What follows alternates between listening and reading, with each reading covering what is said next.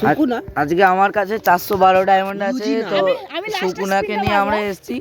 সুকুনাকে নেবো নি, সুকুনার চেঞ্জ করে দেবো, সুকুনা সব চেঞ্জ করে দেবো, ভিখারি সাজিয়ে দেবো সুকুনাকে। এটা সুকুনা, এটা ইউজিনা।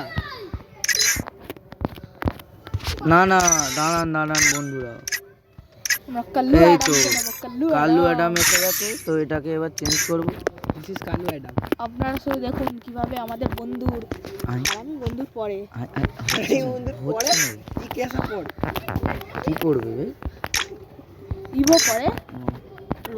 আপনারা কোন ইভোটা like and subscribe and comment করে জানান। Thank you guys. কমেন্টে গালাগালি লিখবেন না।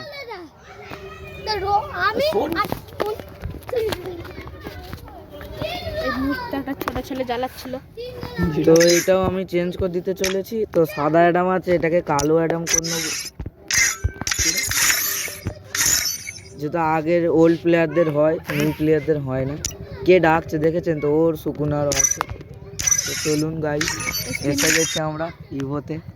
সব বন্ধুগুলো হাসছে হে করে, ইভো পড়বে না ডায়মন্ড নিয়ে তো বসে আছি, পড়ে যাওয়ার কথা।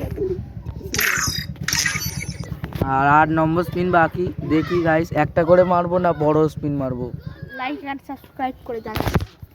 তো আমরা কমেন্ট করি। তো প্রথমে আমরা একটা বড় মেয়ে নিচ্ছি, দেখা যাক কি হয়।